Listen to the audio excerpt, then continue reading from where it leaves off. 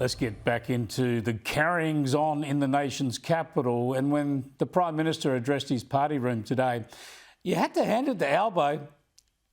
I couldn't believe what he said, because this is a bloke who's got a thumping majority now in the lower house. He can get anything he wants through there. And he doesn't need to worry about the opposition in the Senate either, because he can get anything he needs through the Senate with the help of the Greens. Yet still, he was talking as if he wants the coalition to just get out of his way. Those opposite will have to decide whether they'll continue the course that they set last term, which essentially was a cul-de-sac. It didn't lead anywhere at all, just saying no and not being constructive.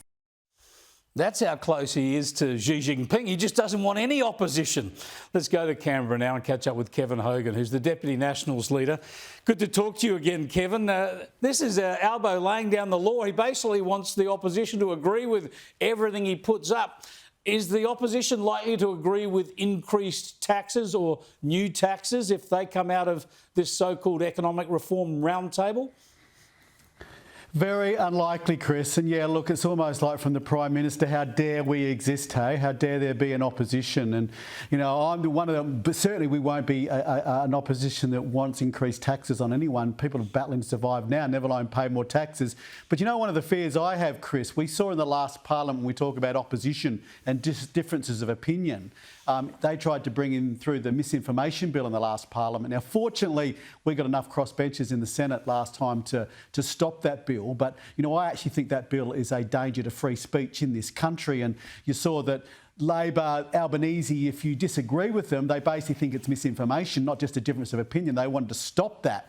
And, you know, his hubris, his arrogance and how he's talking, very fearful. And I certainly hope that bill doesn't appear this Parliament, but I think it may well do again. Now, we spoke earlier to David Pearl, who now writes for The Australian, but he spent 20 years in Treasury at senior levels. He says there will no doubt be an agenda for tax increases to come out of this economic reform roundtable. He signals negative gearing, capital gains, and also the dividend imputation taxation that was taken 2 elections back by Bill Shorten. Are you going to be hardcore here and oppose all and every tax increase put on the table, or is the opposition suggesting there might be room for some taxation reform? Well, look, obviously, Chris, I can't comment on every policy that may or may not appear from the government. What I can promise you is this, is the coalition, the Liberal and National parties, are a lower taxing philosophy side of politics than Labor. I mean, but we know, obviously that's going to happen. We saw that leaked Treasury document last week. We have deficits for the next 10 years bigger than the eye can see because of this Labor government. They jagged 2 surpluses, Chris, in their first 2 years in government because of the groundwork that we'd laid in opposition. And when they came in, that was projected, and obviously what happened was 2 early surpluses. But they've been in for 3 years now. All their policies are in place, and we have deficits for long as the eye can see. And of course, like any socialist government, which this is, and it's a hardcore left socialist government, they're going to be coming after more of your money, our money, and we're going to see a lot of proposals to increase taxes, which as a philosophy we will oppose.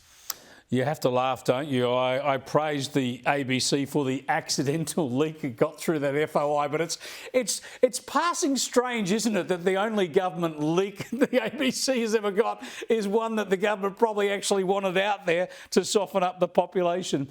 Who knows? Who knows what went on?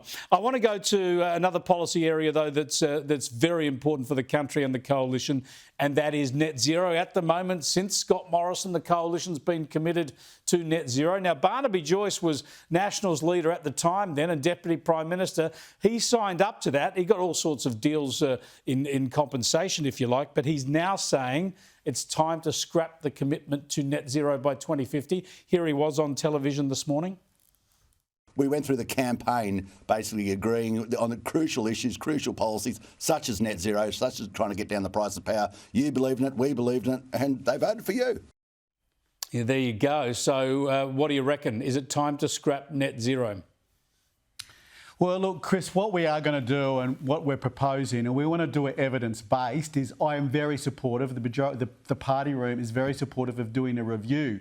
And what do we mean by a review? We're going to have independent research done into what is the cost of net zero, what does it physically cost a taxpayer, what does it mean for people's power bills. We want this done independently and we want it done evidence-based. Now, when that comes back, and I don't want to preempt that, I want to say, look, I'm a yes or a no because I want to wait for the evidence and wait for the data. Now, I respect your opinion, I respect Barnaby's opinion, but we want to do it evidence-based. In fairness, Kevin, you know, I could send you a couple of my editorials from this very program or columns I've written for the paper. I could send you Chris Uhlmann's excellent piece in the Weekend Australian this past weekend.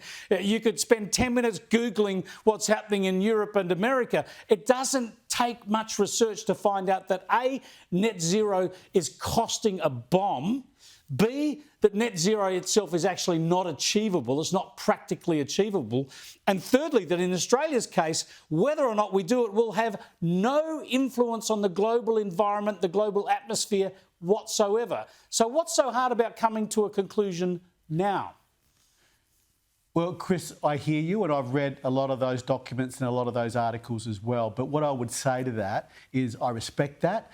We as a party room have decided to go through a process to see where we end up with it. I respect that decision. I respect the process. Now, we're in opposition for 3 years, Chris. So, you know, but over the next number of months, this won't be a multi-year process. This will be just a few month process that we want to collate a certain amount of data. We're getting Senator Matt Carnarvon and Ross Goodell to run the process. They will come back to the room with a lot of the data that you've just said and a lot of the opinions that you've just said, and we will revisit it. And I respect that process and I don't want to preempt that process. We'll see, but it's time to have the debate. Enough of the reviews. We need to get into the debate because the future of the country is at stake. Thanks so much for joining us, Kevin.